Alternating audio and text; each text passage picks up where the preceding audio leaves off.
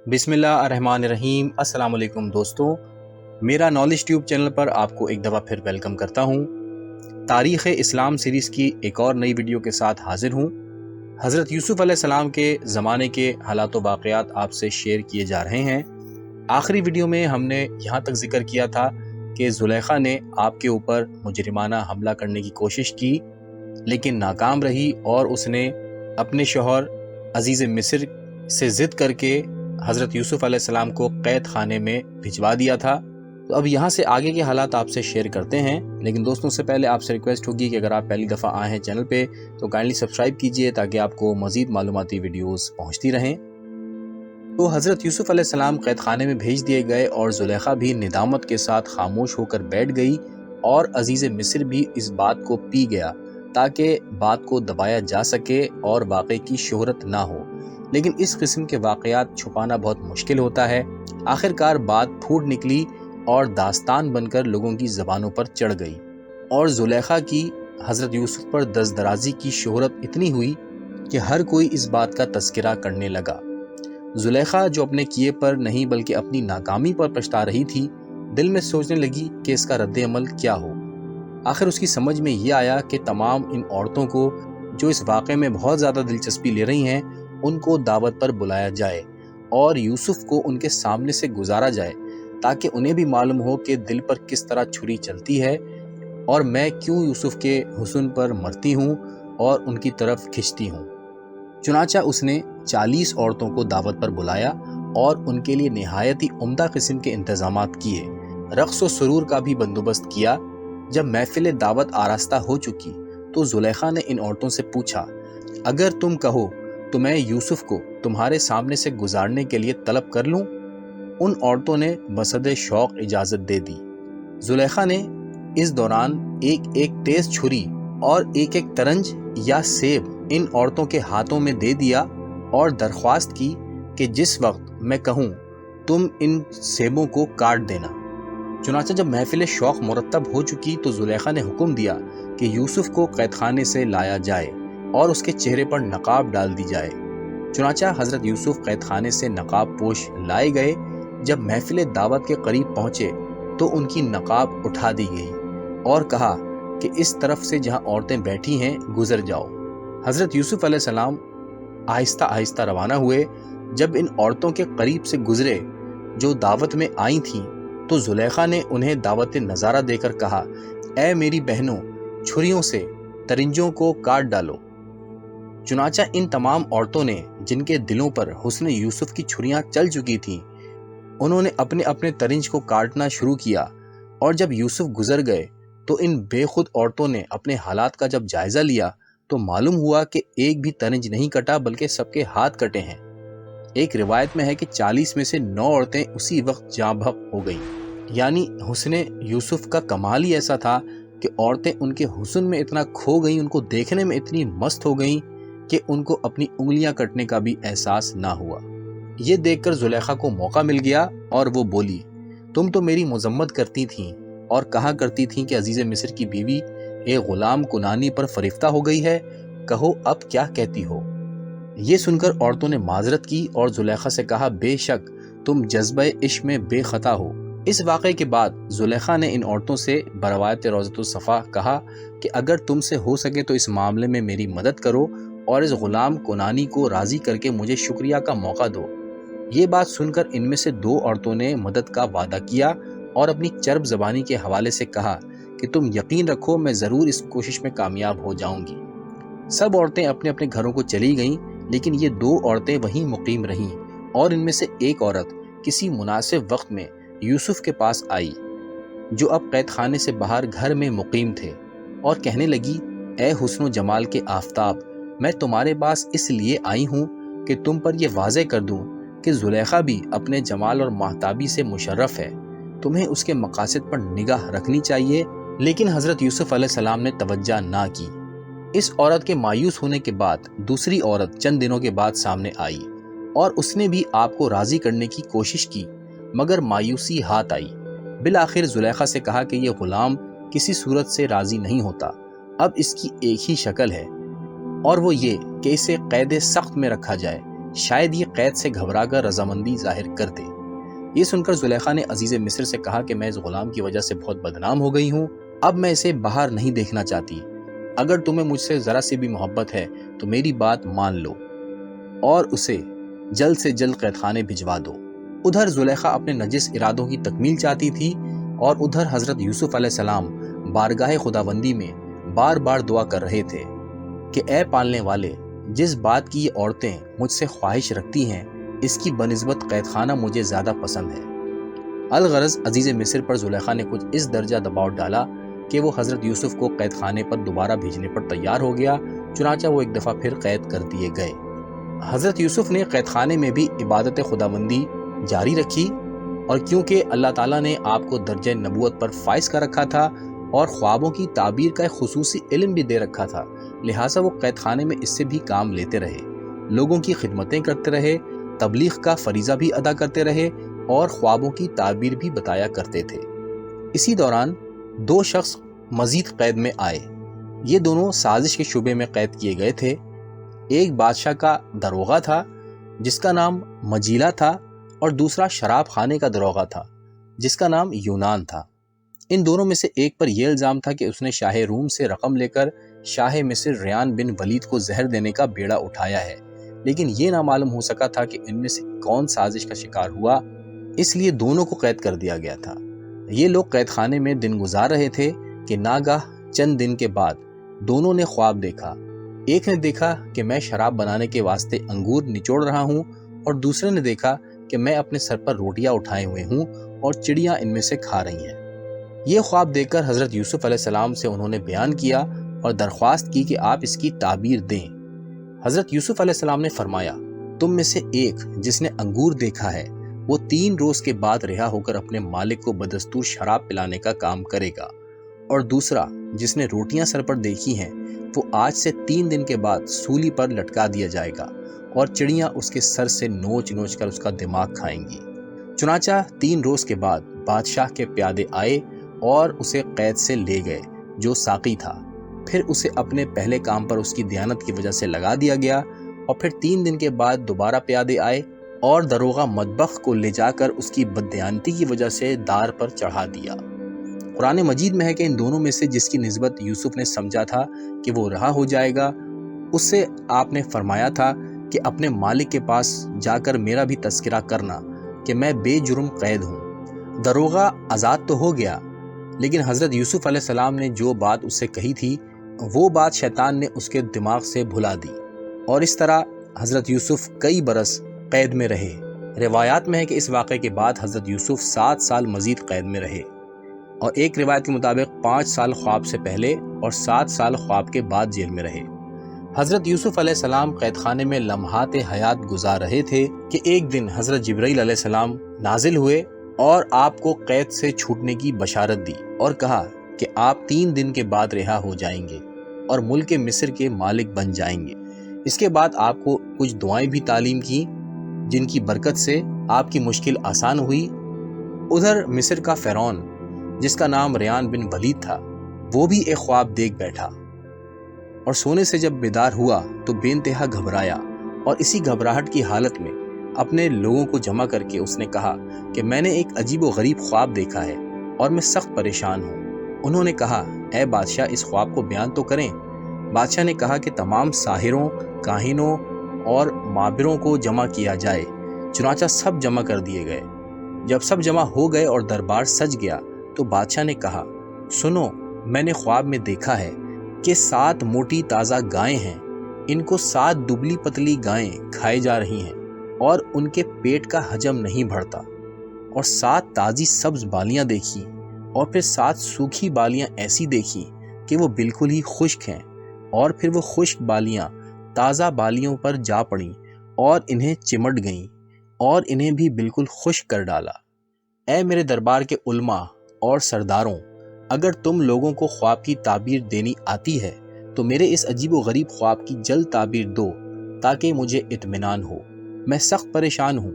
یہ سن کر حاضرین دربار نے متفقہ طور پر کہا، اے بادشاہ گھبرائیں مت، یہ ایک شیطانی خواب ہے اور ناقابل تعبیر ہے، ہم اس کی کوئی تعبیر نہیں دے سکتے۔ یہ سن کر حضرت یوسف علیہ السلام کا وہ رفیق جو قید میں ساتھ تھا اور رہا ہوا تھا، اس کو حضرت یوسف یاد آ گئے، اور اس کو یہ بات بھی یاد آ گئی کہ حضرت یوسف نے کہا تھا کہ اپنے مالک سے میرا ذکر کرنا کہ ایک شخص قید میں بے گناہ پڑا ہے۔ چنانچہ وہ بول اٹھا کہ اے بادشاہ، مجھے قید خانے تک جانے دیں تو میں اس کی صحیح تعبیر بتا دوں گا۔ بادشاہ نے اجازت دے دی اور وہ دوڑا ہوا قید خانے پہنچا اور حضرت یوسف کی خدمت میں حاضر ہو کر کہا، اے یوسف، اے بڑے سچے یوسف، ذرا ہمیں یہ تو بتائیے کہ 7 موٹی تازی گایوں کو 7 دبلی پتلی گائیں کھائی جاتی ہیں اور 7 بالیاں ہیں بالکل ہری کچوا، اور پھر 7 سوکھی مرجھائی ہوئی ہیں۔ مجھے تعبیر بتائیں تاکہ میں لوگوں کے پاس پلٹ جاؤں اور ان کو بیان کروں تاکہ ان کو بھی تمہاری قدر معلوم ہو جائے۔ حضرت یوسف علیہ السلام نے کہا کہ اس کی تعبیر یہ ہے کہ تم لوگ 7 سال متواتر کاشتکاری کرتے رہو گے تو جو فصل تم کاٹو تو اس کے دانوں کو بالیوں ہی میں لگی رہنے دینا، مگر تھوڑا بہت جو تم خود کھاؤ اس کے بعد بڑے سخت خشک سالی کے 7 برس آئیں گے۔ جو کچھ تم لوگوں نے ان 7 سال کے لیے بچا کر پہلے سے جمع کر رکھا ہوگا سب کھا جائیں گے، اور قلیل جو تم بیچ کے واسطے بچا کے رکھو گے، بس پھر اس کے بعد 1 سال ایسا آئے گا جس میں لوگوں کے لیے خوب بارش برسے گی اور انگور بھی خوب پھلے گا، اور لوگ اس سال انہیں شراب کے لیے نچوڑیں گے۔ یہ سن کر ساقی، جس کا نام یونان اور بروایت طبری نیولش تھا، دوڑتا ہوا بادشاہ کی خدمت میں حاضر ہوا اور خواب کی ساری تعبیر جو حضرت یوسف علیہ السلام نے بیان کی تھی دہرا دی۔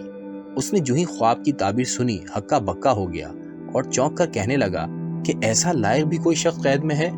اس نے کہا، اے بادشاہ، میری سرگزشت سن۔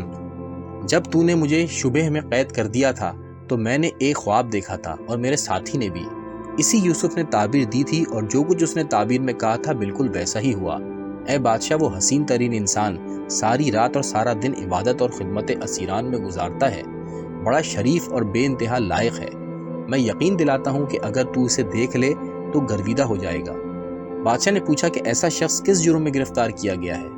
اس نے کہا کہ بے جرم و خطا عزیز مصر نے اپنی بیوی زلیخا کے کہنے پر اسے پابند سلاسل کر دیا ہے۔ یہ سن کر ریان بن ولید نے عزیز مصر کو بلایا اور اسے پوچھا کہ یوسف نامی قیدی کس جرم میں قید کیا گیا ہے؟ عزیز مصر نے کہا کہ اے بادشاہ، تجھے تو سارا واقعہ معلوم ہے، البتہ یہ کہو وہ قید کیوں کیا گیا ہے؟ تو اس کی وجہ یہ ہے کہ زلیخا کی بدنامی کو چھپانے کے لیے چند دنوں کے لیے اسے قید کر دیا گیا تھا، لیکن نہ جانے کیوں قید سے رہائی میں تاخیر ہو گئی ہے اور وہ عرصے سے قید خانے میں پڑا ہے۔ یہ سنتے ہی بادشاہ نے حکم دیا کہ یوسف کو پورے احترام اور عزت سے قید سے لایا جائے اور میرے سامنے پیش کیا جائے۔ چنانچہ حکومت کا ایک ہرکارہ حضرت یوسف علیہ السلام کی خدمت میں پہنچا اور وہاں کے سارے واقعات بیان کر کے کہنے لگا کہ چلیے، آپ کو بادشاہ نے بلایا ہے۔ حضرت یوسف علیہ السلام نے فرمایا کہ میں اس وقت تک قید خانے کی 4 دیواری سے باہر نہ جاؤں گا جب تک بادشاہ ان عورتوں کو جنہوں نے میرا سامنا ہوتے ہی اپنا اپنا ہاتھ کاٹ لیا تھا بلا کر یہ نہ پوچھے کہ مجھے ان کی خواہش تھی یا انہیں میری خواہش تھی، اور زلیخا سے بھی دریافت کیا جائے کہ میں خطاوار تھا یا وہ خود میرے بارے میں گناہ کا ارادہ رکھتی تھی۔ اس ہرکارے نے جا کر بادشاہ سے سارا واقعہ دہرا دیا۔ بادشاہ نے فوراً حکم دیا کہ وہ ساری عورتیں جو دعوت زلیخا میں شریک تھیں اور خود زلیخا حاضر دربار ہوں۔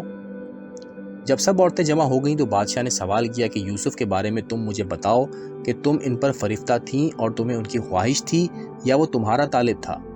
سب نے کہا کہ اے بادشاہ، وہ شخص بالکل بے گناہ تھا، جو بھی حرکت ہوئی وہ ہماری طرف سے تھی۔ پھر بادشاہ نے زلیخا کی طرف رخ کیا اور پوچھا کہ تم کیا کہتی ہو؟ زلیخا نے کہا کہ اب جب کہ بات بالکل واضح ہو چکی ہے، میں صاف صاف کہہ دیتی ہوں کہ میں نے خود اس سے اپنا مطلب حاصل کرنے کی تمنا کی تھی۔ وہ بالکل بے گناہ ہے اور یقیناً وہ بالکل سچا تھا اور ہے۔ اس ہرکارے نے دوبارہ آ کر حضرت یوسف علیہ السلام سے سارا واقعہ بیان کیا۔ حضرت یوسف علیہ السلام نے فرمایا کہ میں نے یہ ترکیب اس لیے کی اور یہ صورت اس لیے اختیار کی تاکہ تمہارے بادشاہ کو بھی معلوم ہو جائے کہ میں نے عزیز مصر کی غیر موجودگی میں اس کی امانت میں خیانت نہیں کی، اور مجھ پر جو الزام لگایا گیا ہے وہ سراسر غلط تھا۔ الغرض بادشاہ نے جب اپنے ایک خاص مقرب کو حضرت یوسف علیہ السلام کی خدمت میں بھیج کر طلب کر لیا تو حضرت یوسف علیہ السلام بھی قید خانے سے نکل آئے، اور ایک روایت میں ہے کہ حضرت یوسف علیہ السلام کو 70 دربان لے کر روانہ ہوئے تھے اور انہیں پوری تعظیم اور عزت و احترام کے ساتھ منزل مقصود تک پہنچایا گیا۔ اور دربار پہنچے تو بادشاہ استقبال کے لیے خود برآمد ہوا اور انہیں اپنے ہمراہ لے جا کر اپنے پہلو میں بٹھایا اور ان سے کہا کہ میں نے جو خواب دیکھا ہے اس کی تعبیر کے سلسلے میں آپ سے پہلے کچھ باتیں کرنا چاہتا ہوں۔ حضرت یوسف علیہ السلام نے فرمایا کہ جو باتیں کرنا ہو کریں۔ چنانچہ بادشاہ نے 70 زبانوں میں آپ سے کلام کیا اور حضرت یوسف علیہ السلام نے 70 زبانوں میں جوابات دیے، اور پھر اس نے اپنا خواب بیان کرنا چاہا۔ حضرت یوسف علیہ السلام نے فرمایا کہ آپ کا خواب میں تعبیر میں خود تفصیل سے بیان کیے دیتا ہوں۔ حضرت یوسف علیہ السلام نے اس خواب کو، جس کا خلاصہ صرف قرآن مجید میں ہے، نہایت ہی تفصیل سے بیان کیا اور اس کے بعد اس کی مفصل تعبیر بھی بتائی۔ بادشاہ خواب کی تعبیر سن کر حیران ہو گیا اور کہنے لگا، اے یوسف، مگر تمہارا اس طرح سے بیان کرنا اس سے بھی زیادہ عجیب ہے۔ میں حیران ہوں کہ تمہیں یہ تفصیل کس نے بتائی اور اس طرح بیان کرنا کس نے سکھایا؟ حضرت یوسف نے فرمایا، یہ سب کچھ میرے پالنے والے نے مجھے بتایا ہے۔ بادشاہ نے خواب اور اس کی تعبیر سن کر حضرت یوسف علیہ السلام سے خواہش کی کہ آپ اس آنے والے عظیم قحط کے زمانے میں اس کے انتظام پر بھی روشنی ڈالیں اور یہ بتائیں کہ اس وقت کیسے گزارا کیا جائے گا۔ حضرت یوسف علیہ السلام نے فرمایا کہ سنو، سب سے پہلے بات یہ ہے کہ تم ایک فرمان نافذ کر دو کہ ہر شخص غلہ اگانے کی طرف پوری توجہ دے اور جو کوتاہی کرے گا اس کو سزا ملے گی۔ اور دوسری بات یہ ہے کہ یہ حکم بھی نافذ کر دو کہ غلہ ضائع نہ کیا جائے اور کم سے کم پر قناعت کی جائے۔ اور تیسری بات یہ ہے کہ جو کچھ اس 7 سال میں اگے اسے بالیوں سمیت یعنی بیجوں سمیت جمع کیا جائے اور اس کے دانے خوشے سے علیحدہ نہ کیے جائیں تاکہ کیڑے مکوڑوں کے نقصان سے محفوظ رہے۔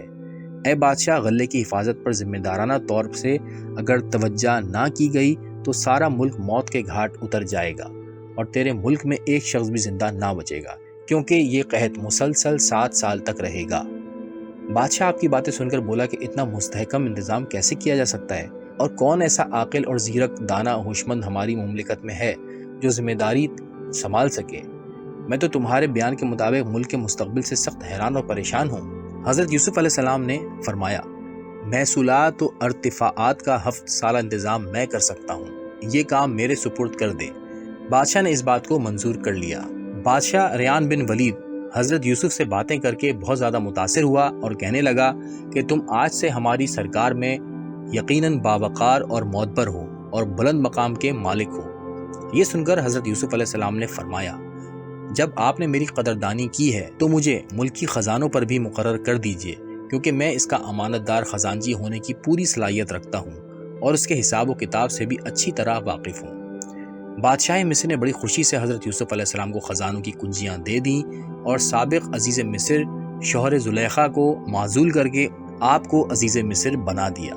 ایک روایت میں ہے کہ جب تک عزیز مصر زندہ رہا آپ نے اس کے احترام میں اس کا عہدہ قبول نہ کیا۔ ایک روایت میں ہے کہ جب آپ کو یہ افسری ملی تو آپ کی عمر 33 برس تھی۔ اب بات کرتے ہیں حضرت یوسف کی شادی خانہ آبادی کی۔ مورخین کا بیان ہے کہ عزیز مصر کے انتقال کے بعد بادشاہ مصر ریان بن ولید نے یوسف سے خواہش ظاہر کی کہ وہ زلیخا کو اپنے حوالے عقد میں لائیں۔ حضرت یوسف علیہ السلام اس مسئلے پر غور ہی کر رہے تھے کہ ایک دن آپ کی سواری گزری۔ آپ کے کان میں ایک ایسی ضعیفہ کی آواز آئی جو یوسف یوسف کہہ رہی تھی۔ حضرت یوسف علیہ السلام نے چلتے ہوئے سواری روک دی اور حکم دیا کہ اس ضعیفہ کو میرے سامنے حاضر کیا جائے۔ جب وہ سامنے آئی تو ایسی حالت میں تھی کہ حضرت یوسف اسے پہچان نہ پائے۔ پوچھا، تو کون ہے؟ کہا، میں وہی غمزدہ اور ستم رسیدہ ہوں جو کبھی عزیز مصر کی بیوی کہلاتی تھی۔ پوچھا، تیری یہ حالت کیسے ہو گئی ہے؟ اس نے کہا، درد فراق نے میری کمر توڑ دی ہے اور نابینا کر دیا ہے۔ زلیخا کی غم انگیز گفتگو سے حضرت یوسف متاثر ہوئے اور انہوں نے دربار میں حاضری کا حکم دیا۔ جب زلیخا حاضر دربار ہوئی تو حضرت یوسف علیہ السلام نے پھر یہی سوال کیا کہ تیری کیا حالت ہو گئی ہے؟ اس نے کہا کہ قابل حمد ہے وہ خدا جس نے اطاعت کی وجہ سے غلام کو بادشاہ بنا دیا اور گناہ اور معصیت کی وجہ سے بادشاہ کو حقیر کر دیا۔ آپ نے پوچھا، اے زلیخا، یہ بتاؤ وہ کون سی چیز تھی جس کی وجہ سے تو نے میری طرف والہانہ توجہ کی اور اپنی خواہش کی تکمیل چاہی؟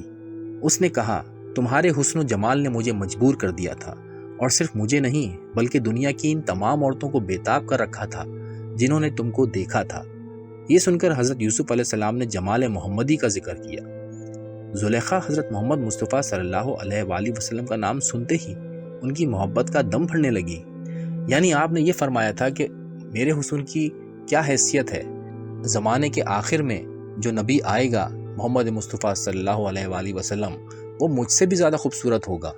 بہرحال اس کے فوراً بعد حضرت یوسف علیہ السلام کی طرف وحی آئی کہ اے یوسف، چونکہ یہ محمد کو دوست رکھنے لگی ہے اس لیے میں بھی اسے دوست رکھتا ہوں، لہٰذا اب تم اس سے نکاح کر لو۔ حضرت یوسف علیہ السلام نے زلیخا سے کہا کہ تو اب کیا خواہش رکھتی ہے؟ اس نے کہا ایمان لانا چاہتی ہوں، کھوئی ہوئی بادشاہی کی خواہش مند ہوں اور تمہارے نکاح میں آنے کی تمنا رکھتی ہوں۔ ایک اور روایت میں ہے کہ حضرت یوسف علیہ السلام نے زلیخا سے فرمایا کہ تو ایمان لا، چنانچہ وہ اسی وقت ایمان لے آئی۔ پھر یوسف نے فرمایا کہ اب بتا کیا چاہتی ہے؟ اس نے کہا کہ سب سے پہلے آنکھوں کا نور اور بینائی چاہتی ہوں تاکہ تمہارے جمال پر نظر کر سکوں، اس کے بعد کھوئی ہوئی جوانی کی خواہش مند ہوں، پھر اس کے بعد تم سے عقد کی تمنا رکھتی ہوں۔ اسی دوران حضرت جبرائیل علیہ السلام نازل ہوئے اور انہوں نے کہا کہ اے یوسف، یہ زلیخا جو کچھ کہتی ہے مانتے جاؤ، اور سنو یہ جوانی جو پلٹانے کی خواہش کرتی ہے اس کی تکمیل اس طرح ہو سکتی ہے کہ تم 2 رکعت نماز پڑھ کر دعا کرو۔ چنانچہ حضرت یوسف علیہ السلام نے دعا کی اور زلیخا کی جوانی پلٹ آئی۔ پروردگار عالم نے وحی کی کہ اے یوسف، میری خواہش ہے کہ تم زلیخا سے نکاح کر لو، اور سنو بالائے عرش نکاح ہو چکا ہے، تم بالائے زمین نکاح کرو۔ حضرت یوسف نے حکم کی تعمیل کی۔ زلیخا جس کی عمر اس وقت 40 سال کی تھی وہ 18 سال دوشیزہ بن گئی، اور عقد کے بعد جب سب لوگ چلے گئے تو قصر کے حجرہ خالی میں شمس و قمر کا اجتماع ہوا اور رسم زفاف بھی ادا کی گئی۔ تاریخ طبری میں ہے کہ حضرت یوسف علیہ السلام نے جب جناب زلیخا کے ساتھ ہم بستری کی تو ان کو بالکل باکرہ پایا۔ بہرحال حضرت یوسف کی جناب زلیخا کے ساتھ شادی ہو گئی اور یہ دونوں ایک روح اور 2 قالب کی حیثیت سے تا آخر حیات زندگی گزارتے رہے۔ ایک روایت میں ہے کہ خداوند عالم نے انہیں 3 اولادیں عطا کی، 2 لڑکے 1 لڑکی۔ لڑکوں کے نام افراہیم اور میشا تھے اور لڑکی کا نام رحمت تھا۔ تاریخ یعقوبی میں افراہیم اور منشی مرقوم ہیں، اور ایک اور روایت میں لڑکی کا نام رحیمہ تحریر کیا گیا ہے، اور یہ وہی بیوی ہیں جو آگے چل کر حضرت ایوب علیہ السلام کی زوجہ قرار پائیں۔ اور ایک روایت میں ہے کہ آپ کے فرزندوں کا نام افراہیم اور مشاہیم تھا۔ الغرض حضرت یوسف علیہ السلام بحیثیت عزیز مصر زندگی گزارنے لگے اور معجزانہ طور پر سلطنت کا نظام سنبھال کر بادشاہ مصر ریان بن ولید کے دل کی گہرائیوں میں اپنی جگہ بنا چکے کہ آپ کی عمر 40 سال ہو گئی۔ اب وہ وقت تھا کہ بادشاہ کو آپ کے حسن و تدبر پر کامل اعتماد اور اطمینان ہو گیا تھا، لہٰذا اس نے اپنا شاہی تاج آپ کے سر پر رکھا اور شاہی خلعت پہنایا اور اپنی خاص تلوار حمائل کی اور اپنے تخت پر بٹھایا جو ایک روایت کے مطابق سونے کا تھا۔ اس نے سلطنت کے تمام امور آپ کے سپرد کر کے خود دستبردار ہو گیا۔ ایک روایت میں ہے کہ جب بادشاہ نے فراغی کے 7 سال میں غلے کے ذخیرے کا انتظام دیکھا تو سمجھ گیا کہ ملک کو مجھ سے زیادہ اس بندے خدا کی ضرورت ہے، لہٰذا اس نے ملک کی ترقی کے لیے تخت سلطنت حضرت یوسف علیہ السلام کے حوالے کر دیا۔ تاریخ طبری میں ہے کہ سلطنت کے جملہ کام ان کے سپرد کر دیے، اور ایک روایت میں ہے کہ حضرت یوسف علیہ السلام 40 ہی سال کی عمر میں مبعوث برسالت ہوئے تھے۔ اس کے علاوہ 30 سال کی عمر میں بھی آپ کی بعثت کا حوالہ دیا جاتا ہے۔ یہاں پر ایک بات واضح کرتا ہوں کہ حضرت یوسف علیہ السلام کے نبی اور بادشاہ ہونے کے بعد ایک دن حضرت جبرائیل علیہ السلام ان کے پاس بیٹھے ہوئے تھے کہ ناگاہ ایک شخص سامنے سے گزرا۔ حضرت جبرائیل علیہ السلام نے پوچھا اے یوسف، تم اسے پہچانتے ہو؟ آپ نے فرمایا نہیں۔ حضرت جبرائیل علیہ السلام نے کہا یہ وہی شخص ہے جس نے بچپنے میں گہوارے سے تمہاری پاک دامنی کی شہادت دی تھی۔ یہ سن کر حضرت یوسف علیہ السلام نے فرمایا کہ پھر تو میرے ذمے اس کا بڑا حق ہے۔ یہ کہہ کر آپ نے اسے اپنے قریب بلایا اور اس کے میلے کپڑے اتروا کر اسے قیمتی خلعت پہنایا اور اپنا وزیر بنا لیا۔ دوستو، یہاں پر آج کی ویڈیو کا اختتام کرتے ہیں۔ اس سے آگے کے حالات و واقعات اگلی ویڈیو میں آپ سے بیان کروں گا۔ ویڈیو اچھی لگ رہی ہو تو لائک ضرور کیجیے گا، چینل کو سبسکرائب ضرور کیجیے گا۔ ملتے ہیں اگلی ویڈیو میں، اپنا بہت خیال رکھیے گا۔ اللہ حافظ۔